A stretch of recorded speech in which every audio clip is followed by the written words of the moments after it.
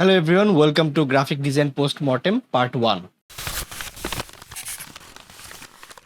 এই সিরিজে আমরা প্রতি এপিসোডে একটা করে ফেমাস ডিজাইন নিব এবং সেটাকে আমরা ডাইসেক্ট করব বা রিভার্স ইঞ্জিনিয়ারিং করব। এটা করার উদ্দেশ্যটা হলো রিভার্স ইঞ্জিনিয়ারিং এর মাধ্যমে আমরা ডিজাইনের থিওরিগুলো জানার ট্রাই করব, ডিজাইনের প্রিন্সিপালসগুলো জানার ট্রাই করব এবং ডিজাইনারদের চিনব, ডিজাইনারদের কাজ দেখব। তাহলে আমাদের টেস্ট ম্যাক্সিং হবে, আমাদের টেস্ট ইমপ্রুভ হবে। তো চলেন একসাথে ডিজাইন অ্যানালাইসিস করি। আজকের ডিজাইনটা হলো একটা ফেমাস ডিজাইন। এটা আমি প্রিটি শিওর যে আপনারা সবাই দেখছেন, এটা হয় পিন্টারেস্টে বা গুগলে, এনিওয়্যার এটা দেখে থাকবেন। এই ডিজাইনার হলেন পওলা স্যাচার। তিনি মোস্ট প্রবাবলি ইউএস বেসড একজন ডিজাইনার, গ্রাফিক ডিজাইনার আর আর্ট ডিরেক্টর। এইটা ডিজাইন করছে 1995 সালে।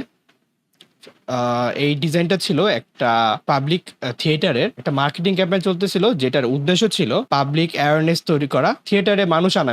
বেসিক্যালি ক্যাম্পেইনের উদ্দেশ্য ছিল অডিয়েন্স বাড়ানো এবং সেই ক্যাম্পেইনের একটা ডিজাইন ছিল এটা। আর এই ডিজাইনের উদ্দেশ্যটা ছিল two make the public theatre impossible to ignore. Design এমন সব ডিজাইন করতে হবে এই ক্যাম্পেইনে যেটাতে পাবলিক ইগনোর করতে পারবে না। এই জন্য দেখবেন super contrasty, super vibrant colour use করা হয়েছে এবং খুবই অ্যাগ্রেসিভ। পোজটা দেখছেন, পোজটা পুরো মুভিং পোজ, অ্যাগ্রেসিভ। সো ডিজাইনের আমরা কনটেক্সটটা জানলাম। বাই দ্য ওয়ে, ডিজাইনার এখনো বেঁচে আছে। তার কাজ, তার ফেমাস কাজ হলো একটা হলো উইন্ডোজ 8 এর একটা লোগো আছে, যে আমার personal one of the favourite উইন্ডোজের লোগো। দেখবেন যে একটু পার্সপেক্টিভে যে লোগোটা, উইন্ডোজ 8 এর লোগোটা, আমার উইন্ডোজ 8 এর ইউআই সুপার সুপার গুড, আমার পার্সোনাল ফেভারিট। তো লোগোটা ওনার করা। এবার আমরা ডিজাইনের স্টাইলটা নিয়ে আলোচনা করি। শুরুতে আমরা এই ডিজাইনটার স্টাইল নিয়ে আলোচনা করি। এটা কোন স্টাইলে করা ডিজাইনটা? নিশ্চয়ই এটা মিনিমালিজম না, কারণ এটা বেসিক্যালি মিনিমালিজমের উল্টা লাগতেছে। এটা একটা ওয়ার্ড আছে, ওয়ার্ডটা হলো দাঁড়ান আগে লিখে নিই স্টাইলটা কি। এই স্টাইলটা হলো ম্যাক্সিমালিজম। আপনারা মিনিমালিজম শুনছেন অলওয়েজ, কিন্তু ম্যাক্সিমালিজম হলো মিনিমালিজমের উল্টাটা। মানে ডিজাইনার যত বেশি এলিমেন্ট মারেন। এটার একটা ফেমাস এক্সাম্পল হলো, বাংলাদেশি একটা এক্সাম্পল হলো রিক্সা আর্ট। দেখবেন যে ঘিজিবিজি এলিমেন্টে ভরা, কিন্তু লুকস গুড, একটা একটা কালচারাল সিম্বল বহন করে। তেমন ভাবে এখানে দেখবেন যে অনেক এলিমেন্ট। সো এটা আমরা ম্যাক্সিমালিজম বলতে পারি। ওকে, ম্যাক্সিমালিজম বুঝলাম, কিন্তু ম্যাক্সিমালিজমের আবার দুইটা ক্যাটাগরি আছে। কেওটিক, বেসিক্যালি বাংলায় বললে আওলা ঝাওলা, আরেকটা হলো disciplined. Excuse my bad hand writing. একটা হলো কেওটিক, একটা হলো ডিসিপ্লিন ম্যাক্সিমালিজম। এইটা দেখবেন দিস ইজ নট কেওটিক। এটা অনেক এলিমেন্ট ইউজ করার পরও এটাকে ডিসিপ্লিন লাগতেছে। এটা মনে হচ্ছে the elements are in order. এটা কিছু একটা আছে যেটা কিনা এটাকে আউলা ঝাওলা লাগতেছে না। আপনি কেওটিক ম্যাক্সিমালিজমের এক্সাম্পল একটু আগে দিলাম, এটা হলো যে রিক্সা আর্ট। এটা কেওটিক ম্যাক্সিমালিজমের আন্ডারে পড়ে। কারণ কি, ওইটাতে দেখবেন অ্যালাইনমেন্ট উল্টাপাল্টা থাকে, অনেক এলিমেন্ট, মানে ওরা ডিজাইন থিওরি অনুসরণ করে না, breaks the design theory. So ওইটা ছিল কেওটিক। কিন্তু এইটা দেখবেন যে এলোমেলো লাগতেছে না। এটা তাই ডিসিপ্লিন ম্যাক্সিমালিজমের আন্ডারে পড়ে। আর এটা কোন স্টাইলের আন্ডারে পড়ে এটা আমরা শেষে আবার জানবো, মানে অ্যানালাইসিস করার পরে আসলে বের হবে এটা কোন স্টাইলে পড়ে। তাও আমরা আগে কথা বলে নিলাম এটা। এবার আমরা এটা কম্পোজিশন নিয়ে আলোচনা করব। এইটার কম্পোজিশন যদি আমরা দেখি, আমরা যদি আনুমানিক এই রুল অফ থার্ডস সবাই জানি, আমরা যদি আনুমানিক 9 ভাগে ভাগ করলাম 4টা দাগ দিয়ে, এই জায়গাগুলোকে বলে focal point. Rule of thirds হইল যে এই ফোকাল পয়েন্টের যে কোনো একটা পয়েন্ট বা যে কোনো 2-3টা বা 4টা পয়েন্টই, মানে এই পয়েন্টগুলোতে আপনি সাবজেক্ট প্লেস করতে পারেন বা ইম্পর্টেন্ট কিছু প্লেস করতে পারেন। তাতে ডিজাইনটা হারমোনাইজড লাগবে বা ভিজুয়ালি প্লিজিং লাগবে এবং এটা সাইকোলজিক্যালিও আপনার ডিজাইন ফ্লোটা বজায় রাখবে। এটা হলো রুল অফ থার্ডস। এখন এইটা যদি আমরা অ্যানালাইসিস করি, দেখি যে এই দেখেন রুল অফ থার্ডসের এই জায়গাটায় একটু অফসেট হয়েছে, কারণ এটা মেবি আমাদের রুল অফ থার্ড আঁকার জন্য হয়েছে, বাট একটু এদিক সেদিক হইতে পারে, দ্যাট ডাজন্ট ম্যাটার।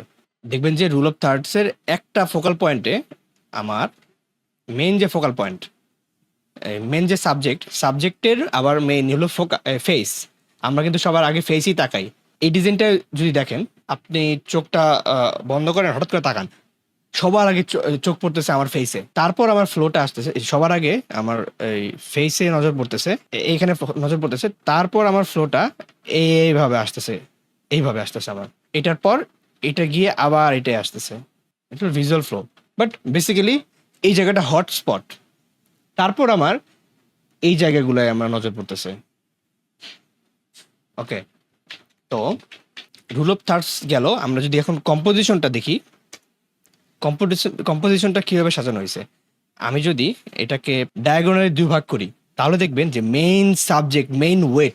মেইন ওয়েটটা এই ডিজাইনের সব হেভি ওয়েট সাবজেক্টগুলা এই আপার হাফে দেয়া আছে। যেমন ফেস, তারপর সবচেয়ে বড় এবং বোল্ড ফন্টটা পাবলিক, তারপর তারপরে এই যে দ্য নয়েজ, দ্য ফাঙ্ক, এগুলা ডায়াগোনালি ভাগ করলে দেখা যাচ্ছে উপরের হাফে দেওয়া।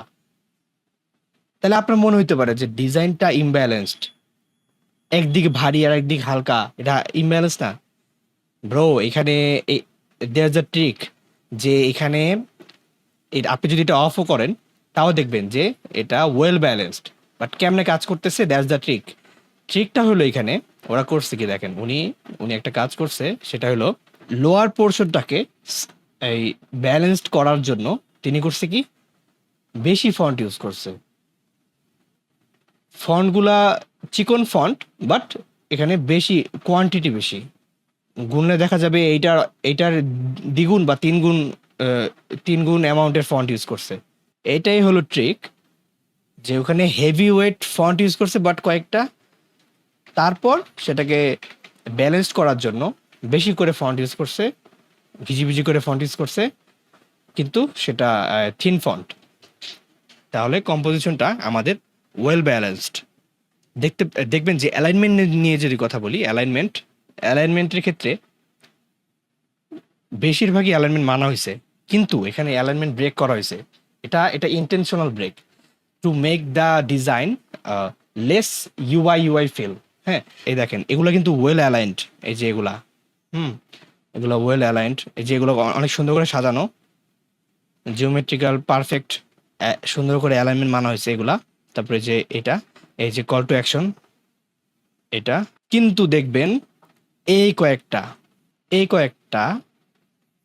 ইচ্ছা করে ভাঙা হয়েছে, ইন্টারেস্টিং আনার জন্য, এক্সপেরিমেন্টাল রাখার জন্য। আর আপনি যদি দেখেন এই মেইন ফিগারটা দেখবেন সুপার অ্যাগ্রেসিভ একটা পোজ দেওয়া হয়েছে, এটা মুভমেন্ট বোঝানো হয়েছে, গতিশীল পোজ দিছে। আর অ্যালাইনমেন্ট ভেঙে এটাকে ভিজুয়াল ফ্লোটা এইভাবে আনছে। আপনারা খেয়াল করছেন কি, অ্যালাইনমেন্ট ভেঙে ভিজুয়াল ফ্লোটা এইভাবে আনছে, হালকা কাট করছে এটা, যাতে ফ্লোটা বজায় রাখে। কারণ কি, কেউ যদি এটার দিকে আগে নজর দেয়, যে দ্য ফাঙ্ক, এটার দিকে নজর দেয়, তারপর চোখ তার অটোমেটিকলি গাইড হয়ে ফেসে যাবে, তারপর এটা হইতে পারে পাবলিকে যাবে, তারপর যাবে মোস্ট প্রবাবলি থিয়েটারে, তারপর যাচ্ছে ভেনাস। এগুলো আপনি কেমনে বুঝবেন? এটা আপনি চোখটা একটু ছোট ছোট করে, একটু ব্লারি করে না, চোখটা ব্লারি করে করে দেখা ট্রাই করেন, অথবা হঠাৎ করে তাকান। হ্যাঁ, আপনি এখন বুঝতে পারবেন যে ভিজুয়াল ফ্লোটা কিভাবে যাচ্ছে, এইভাবে যাচ্ছে। ওকে, এটা গেল অ্যালাইনমেন্ট। সো আমরা এখানে বুঝলাম যে অ্যালাইনমেন্টকে ভেঙে ভিজুয়াল ফ্লো গাইড করা হয়েছে, মানে অডিয়েন্স কই তাকাবে সেটা ডিরেক্ট করা হয়েছে, বলা হচ্ছে যে এদিকে তাকা ভাই, এদিকে তাকা, বেসিক্যালি এটাই। এখন আমরা যদি যদি যদি হোয়াইট স্পেস নিয়ে কথা বলি, হোয়াইট নেগেটিভ স্পেস কিন্তু অনেক জোস একটা টেকনিক, বাট এটা বেশিরভাগ সময়ে মিনিমালিজমের কাজ করে। ম্যাক্সিমালিজমে যত নেগেটিভ স্পেস কম রাখা যায়, নেগেটিভ স্পেসটা কম রাখলে বেটার ম্যাক্সিমালিজমে। এই জন্য দেখবেন যে এখানে নেগেটিভ স্পেস নাই, বেসিক্যালি ইচ্ছে করে করা হয়েছে, অবভিয়াসলি সেটা ম্যাক্সিমালিজম যেহেতু।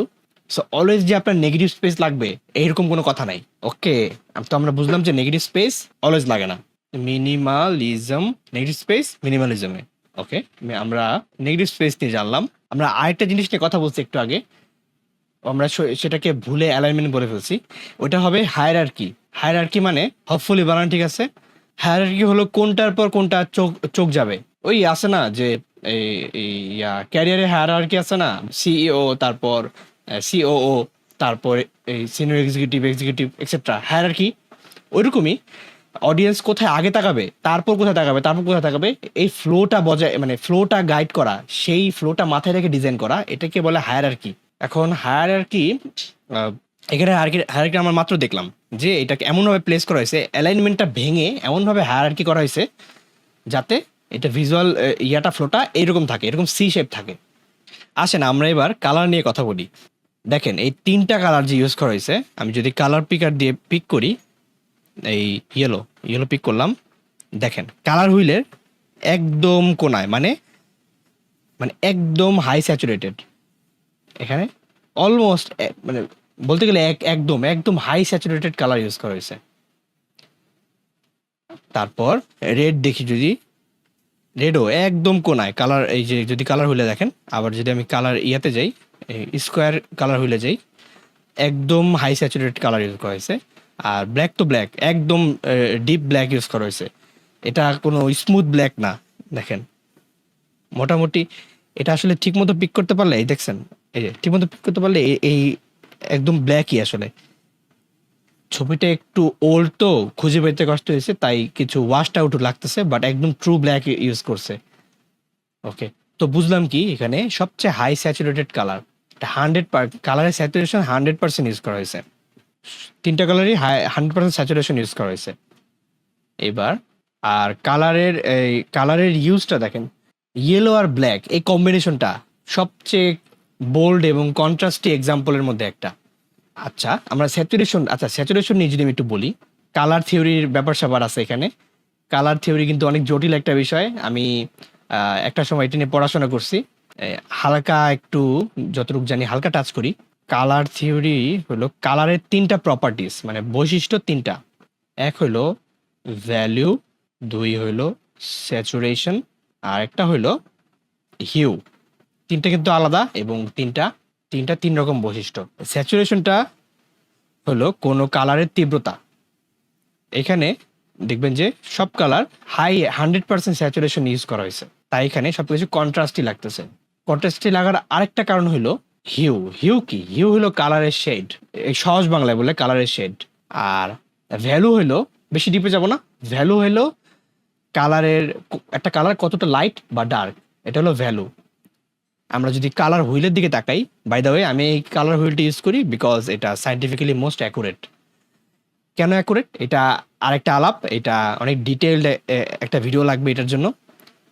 কয়েক রকম হুইল আছে, এই স্কোয়ার, এই সবাই এটা ইউজ করে, এটা একটা, এটা হলো ব্রাইটনেস কিউব, এটা হলো কালার হুইল, আরও আছে গ্রেস্কেল স্লাইডার, এইসব অনেকগুলো আছে, বাট এটা সবচেয়ে সাইন্টিফিক্যালি অ্যাকুরেট। আপনারা চাইলে আমি একটা লিঙ্ক দিয়ে দিব, ওটাও দেখতে পারেন, বা আমি একদিন বানাবো না এটার ডিটেইলড একটা ভিডিও কালার থিওরি নিয়ে। আমরা আপাতত স্যাচুরেশন নিয়ে কথা বলি এই ভিডিওতে। এই কালার হুইলে আমরা স্যাচুরেশন কিভাবে বুঝবো। এই কালার হুইলে এই ত্রিভুজ যেহেতু, এই কালার হুইলে ডান থেকে বাম থেকে ডানে যত যাব তত স্যাচুরেশন বাড়বে, মানে একদম ডানে সবচেয়ে হাই স্যাচুরেটেড কালার। আর এই আউটার রিং যেটা, এটা হলো এই হিউ, জাস্ট হিউ, এটা ঘুরাইলে জাস্ট হিউ চেঞ্জ হবে, বাট আপনার স্যাচুরেশন সেম থাকতেছে, হাইয়েস্ট স্যাচুরেশন থাকতেছে, বাট হিউ চেঞ্জ হচ্ছে, কালারের শেডটা চেঞ্জ হচ্ছে, বাট আপনার স্যাচুরেশন এটা এইদিকে রাখলে হাই। ভ্যালু কি? ভ্যালুটা অনেক জটিল একটা জিনিস। ভ্যালু জটিল কেন? এই ত্রিভুজের ট্রায়াঙ্গেলের আপনি যত উপরে যাবেন কালারের ভ্যালু তত বাড়বে।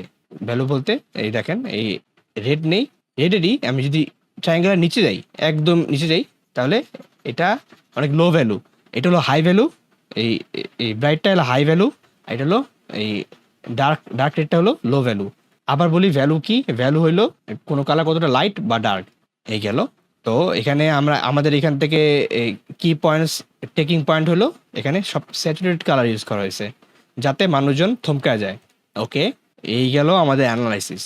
তো আমরা কি কি শিখলাম, আমরা যদি একটা নোট করি কি কি শিখলাম, তাহলে আমরা শিখলাম এই ডিজাইনটা ডিসিপ্লিন ম্যাক্সিমালিজম। এগেন ডিসিপ্লিন ম্যাক্সিমালিজম কেন কেওটিক ম্যাক্সিমালিজম না? ম্যাক্সিমালিজম কি আবার আরেকবার মনে করে দিই, ম্যাক্সিমালিজম হলো যত বেশি এলিমেন্ট থ্রো করা যায়, যত বেশি এলিমেন্ট দিয়ে একটা ডিজাইন বানানো যায় সেটা ম্যাক্সিমালিজম। এবং এটা যেহেতু দেখলেন যে ডিজাইন থিওরির এত কিছু মানা হয়েছে, অনেক ওয়েল প্ল্যান্ড, তাই এটা ডিসিপ্লিন ম্যাক্সিমালিজম, মানে সাজানো গোছানো ম্যাক্সিমালিজম।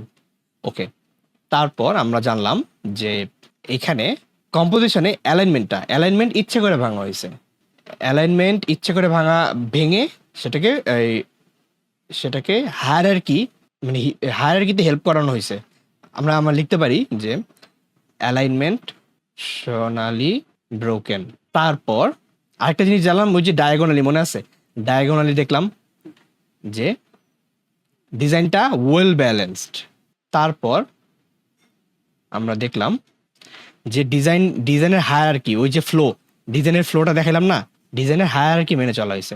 বাই দ্য ওয়ে, কমেন্ট করেন GD1 কমেন্ট করেন। GD1 কমেন্ট করলে আমি সুন্দর করে সাজানো গোছানো এটার পিডিএফটা আপনাকে পাঠিয়ে দেবো ইনবক্সে। আর তারপর কি শিখলাম? স্যাচুরেটেড কালার ইউজ করা হয়েছে। ওকে, তো আমরা জানলাম ডিসিপ্লিন ম্যাক্সিমালিজম, জানলাম যে ডিজাইনটা ডিসিপ্লিন ম্যাক্সিমালিজম। তারপর অ্যালাইনমেন্ট ইচ্ছা করে ব্রেক করা হয়েছিল। তারপর ডিজাইনটা ওয়েল ব্যালেন্সড, এবং এখানে ডিজাইনের হায়ারার্কি ইউজ করা হয়েছে, এবং এখানে স্যাচুরেটেড কালার ইউজ করা হয়েছে, 100% স্যাচুরেটেড কালার ইউজ করা হয়েছে।